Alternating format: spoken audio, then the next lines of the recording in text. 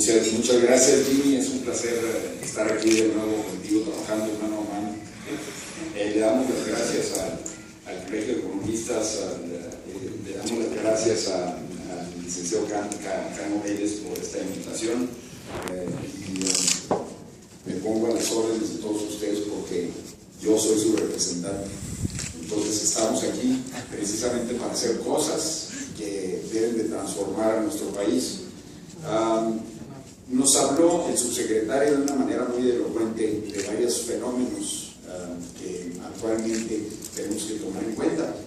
Menciona la desintegración de las actividades productivas. A lo que se refiere, como todos ustedes saben, es que ya no existe la famosa producción lineal, ya no existe esa producción en donde una sola compañía o grupos de empresas hacían su producción desde la extracción de las materias primas, la incorporación de las mismas a productos semielaborados y luego la constitución de productos finales bajo un mismo grupo económico. Ahora existe la amplia especialización a nivel industrial, en donde si se va a hacer un automóvil o un producto de la industria aeroespacial, existen unos grados de especialización extraordinarios, donde hay compañías que se especializan a hacer los asientos de los automóviles, hay compañías que se especializan en hacer sistemas de calefacción o aire acondicionado, sistemas eléctricos, electrónicos, llega a un grado extraordinario de especialización, hasta las empresas que se dedican a limpiar las instalaciones industriales y empresas que llevan a cabo servicios de apoyo, de software, de mantenimiento, etcétera, etcétera. Entonces, estas empresas se encuentran dispersas por todo el mundo y hay una complejidad enorme en relación con la forma de estructuración de lo que se llama el compartir de la producción o el production sharing a nivel internacional, que hace que la cuestión relacionada con precios de transferencia se torne cada vez más compleja. Ahora bien, existen una serie de principios que deben de continuar respetándose, en el cual en el Congreso de la Unión estamos de acuerdo, pero antes de entrar a ese detalle quiero dar un concepto genérico relacionado de la situación política en la cual nos encontramos ahorita, para ponernos en contexto de lo que el Congreso de la Unión está haciendo ante el entorno político. Pacto por México, empecemos por ahí. El Pacto por México no es ninguna invención. El Pacto por México es algo que ya ha estado desde hace muchos años expresado de lo que necesita el país. Y no expresado necesariamente por un solo partido político, expresado por la sociedad civil, expresado por la iniciativa privada, por la industria, por los usuarios de los servicios, por los contribuyentes, obviamente eso permea a los partidos políticos en sus plataformas político-electorales, las han expresado, y desde hace muchos años sabemos lo que México necesita hacer para crecer. Una cosa grandísima hemos logrado. Lo que hemos logrado es que después del año 2000 cambiamos el paradigma de poder en México. ¿De qué manera cambiamos ese paradigma de poder? Lo cambiamos de un poder concentrado en un partido hegemónico, en un partido bajo el auspicio, digamos, de un solo hombre, de donde todo fluía hacia abajo, a que las estructuras de poder en México se dispersaran de una manera pues a veces medio, digamos, caótica. Luego se fueron acomodando las piezas poco a poco hasta llegar a definirse claramente las piezas de poder en México. Ahora que tenemos la primera alternancia después del año 2000, todo el mundo ha creído que regresa el hegemónico PRI. Bueno, yo tengo la teoría de que no necesariamente está sucediendo eso, y la prueba del ácido es lo que está sucediendo en este momento con las telecomunicaciones. Tenemos factores reales de poder, los famosos poderes fácticos, y uno de los más grandes es el poder de las telecomunicaciones, tanto en los medios de comunicación como en lo que propiamente es la telecomunicación inalámbrica, teléfonos celulares, la telefonía, el satélite, etcétera, el internet, en fin. Bueno, estos medios que tienen un poder extraordinario están siendo acotados por el Pacto por México.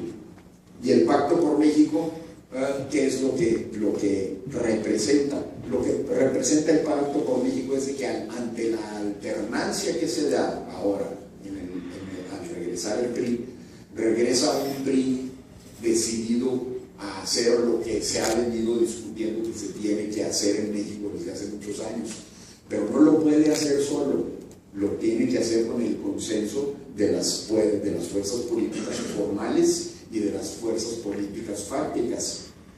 Bien, las fuerzas políticas formales, dígase los partidos políticos que están en el poder dentro del Congreso de la Unión, han decidido no seguir bloqueando al Ejecutivo Federal para seguir con ese juego perverso que se siguieron durante 12 años de bloquear lo que se tenga que hacer para el beneficio de México, para que salga beneficiado fuerzas de poder político, en detrimento del país, en detrimento del poder ejecutivo que estuvo en turno. Bueno, pues ahora se acabó, ahora estamos decididos, todas las fuerzas políticas, representado por el Pacto por México, a hacer lo que se tiene que hacer y que ha venido poniéndose en la mesa de una manera muy clara desde hace muchos años.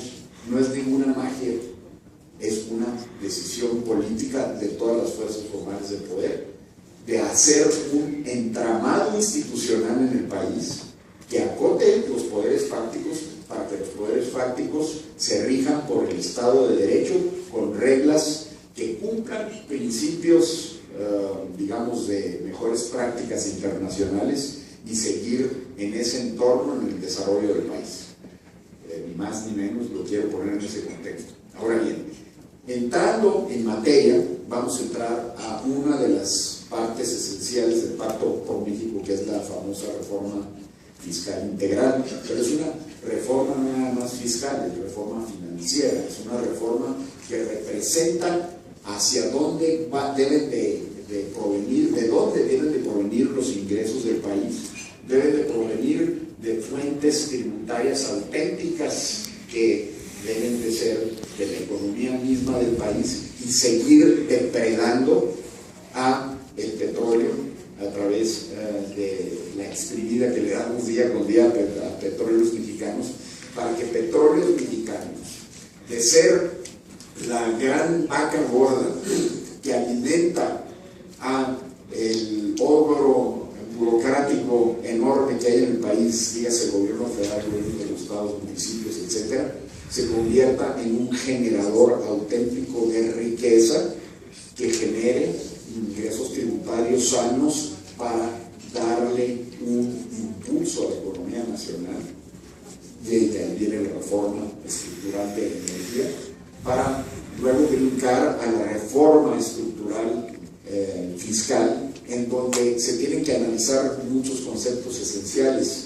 En primer lugar, cómo hacer crecer la base tributaria, cómo hacer que los que no pagan impuestos, que son millones y millones de personas que están en la economía informal, de una manera coloquial, no les han arreglado un caño o alguna tapadura en su sistema hidráulico de la casa, que llega el plomero, le dan factura, le piden factura al plomero, la industria de la construcción, y ahí nos la vamos llevando, la informalidad que nos encontramos en todas las calles, en millones y millones de personas que promueven el contrabando, etcétera, etcétera. Bueno, eso se tiene que acabar y hay muchos métodos para acabar con ello. Uno de esos métodos, se me ocurre como una idea, es hacer que los estados asuman su responsabilidad de cobrarle a los pequeños contribuyentes de la mejor forma posible y que tenga una consecuencia: si no lo cobran, que no reciban los ingresos tributarios correspondientes del gobierno federal. Que los estados asuman su responsabilidad fiscal de recaudar, de sacar de la informalidad a los pequeños contribuyentes, con un sistema de impulsar y de castigar si no se lleva a cabo el desempeño correspondiente. Esa es una de las medidas que se pueden adoptar. Otra de las medidas que se pueden adoptar es eliminar toda traba burocrática, fiscal, el entramado tan complicado que hay en relación con el cobro de impuestos. Otra traba que se debe eliminar es, vamos a analizar si existen esos paraísos fiscales internos en el país, eliminarlos, los sistemas de tributación especial que existen, etcétera, etcétera. ¿Cuáles concretamente paraísos fiscales, licenciado? Bueno, pues mira, supongamos la industria del transporte, la industria de la construcción, todavía tienen muchos elementos ahí que valdría la pena analizar si verdaderamente pagan los impuestos que deben de pagar, si todas sus cadenas productivas verdaderamente están tributando como deben de hacerlo, etcétera, por dar un ejemplo, ¿no? La maquiladora, por ejemplo. Ese es otro tema. Ese es otro tema. En relación, y para eso voy a aprovechar la pregunta para entrar en el tema de lleno de precios de transferencia. En relación con precios de transferencia, debemos de tomar en cuenta varios elementos esenciales. Mantener el principio de precios de mercado o precios de competencia, como lo refirió el subsecretario, el Arm's Length Principle. No realizar experimentos extraños en relación con situaciones que puedan generar distorsiones indeseadas. Simplificación en relación con los requisitos que se tienen que cumplir constantemente, ponernos a las mejores prácticas internacionales en relación con eso, pero hay unas mejores prácticas internacionales que pueden ser peligrosas, también tener cuidado en relación con eso.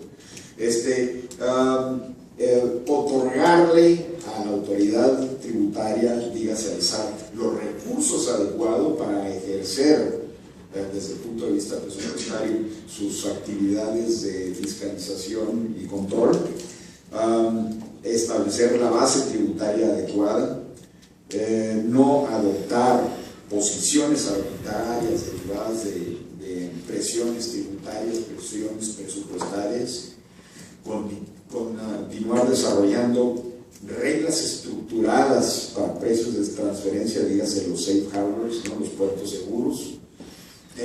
Esto al principio la OECD como que no le gustaba mucho, pero después de ver la práctica internacional ya la OECD está teniendo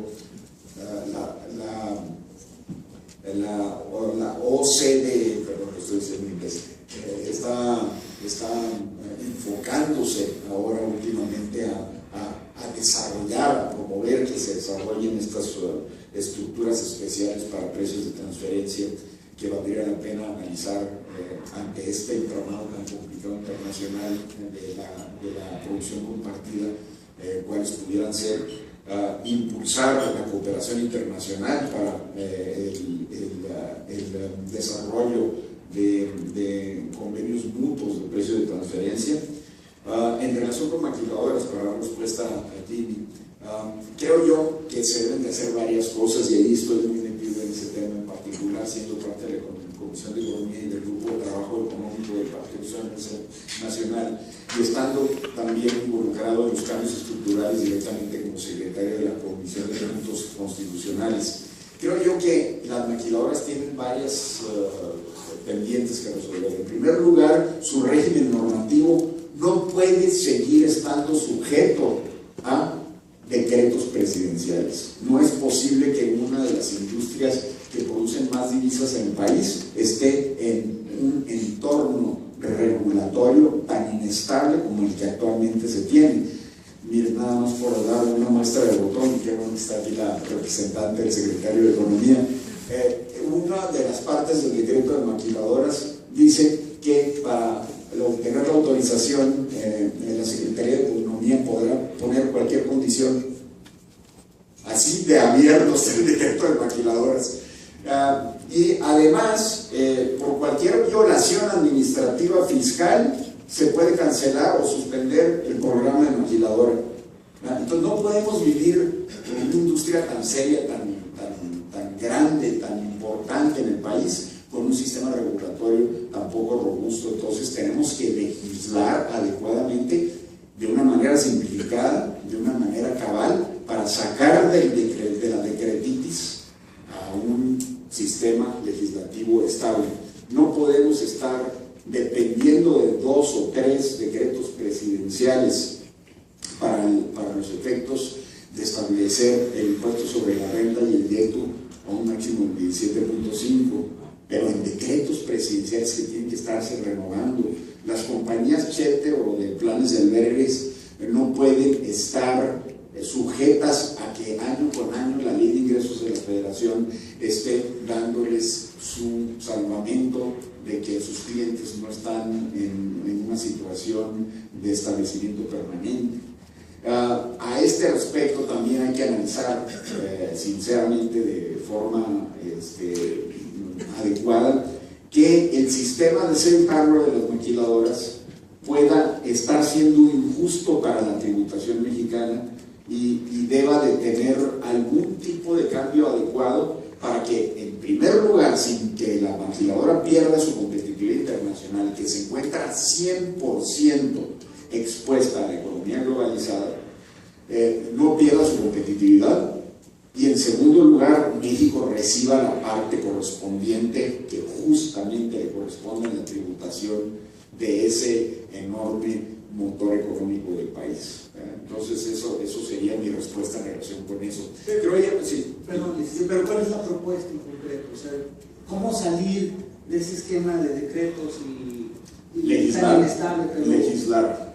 Tenemos que legislar y posiblemente contemplar algunos hoyos del queso gruyere que se mencionaba hace un rato, constitucionales, que se tengan que modificar para los efectos de no caer en inconstitucionalidades, pero sí adecuar el entorno normativo de tal forma que sea estable, que sea constitucional y que genere los ingresos tributarios que justamente a México le corresponden. Obviamente que esa parte en particular nos tendrán que ayudar los economistas expertos en la materia en ese sentido, pero estos serían los criterios generales, creo yo, con los que nos tendremos que regir en el Congreso de la Unión. ¿Y usted cree que actualmente la industria maquiladora está pagando lo que corresponde en México? Unas sí, otras no. Probablemente habría que hacer revisiones en relación con eso. Hay inconsistencias en algunos casos en donde las empresas terminan pagando 0 impuestos sobre la renta, aprovechándose de las reglas del safe harbor y aprovechándose de esta estructura que se generó, pero por el otro lado también es peligroso de que nos vayamos a ir a una tributación que saque a las maquiladoras de competencia. Yo ahí te diría, depende, creo que tiene toda la razón el señor diputado. Yo creo que habría que hacer una diferencia bien clara en lo que es una maquiladora tal cual, una maquiladora que está trabajando para producir artículos de exportación bajo una forma de operar transparente y clara, que es muy diferente a toda la serie de maquiladoras que se han venido creando para sustentar planeaciones fiscales derivadas de reestructuras, que esas no tienen las características estrictas que debiera tener una maquiladora. La laxitud del decreto INEX les da la oportunidad de trabajarse ahí y obtener beneficios fiscales de manera totalmente inadecuada. Entonces, habría que diferenciar muy claramente, habría que mejorar. Estoy de acuerdo, tal vez para dar una sorpresa. Indudablemente, qué bueno que el titular de la unidad de precios de transferencia toca el tema, porque aquí, a mi forma de ver, hay un exceso regulatorio respecto de poner un elemento para establecer la base tributaria en un decreto presidencial donde no debe ser, donde debe estar es en la ley de impuesto a la renta, a fin de que haya una regla segura de establecer estas situaciones y también que no se cuelen compañías que en realidad no son maquiladoras. Las maquiladoras, desde un punto de vista jurídico, son empresas importadoras para producir artículos de exportación. En el momento en que venden en el mercado nacional, esa parte de su proceso de negocios ya no es una parte que corresponde a las maquiladoras, entra al sistema generalizado de tributación no aplicable a las maquiladoras. Entonces ahí donde se tienen que hacer los ajustes necesarios y regulatorios correspondientes. La situación es de que este entorno de PERES de transferencia, este entorno maquilador en particular, es muy poco conocido a nivel nacional, inclusive hasta por altos funcionarios tributarios. Muchas veces me he topado yo con ellos en grandes discusiones en relación con el desconocimiento del sistema, pero creo yo que ahora tenemos un entorno muy adecuado para poder sentarnos en una mesa y desarrollar un sistema cabal que asegure dos cosas importantes en esta materia de maquiladoras. El primero, que no se pierda la competitividad, que es feroz a nivel global. Y en segundo lugar, México reciba la parte justa de ingresos tributarios que merece tener en virtud de este proceso productivo. Muchas gracias. Muy bien. Muchas gracias, licenciado. A continuación,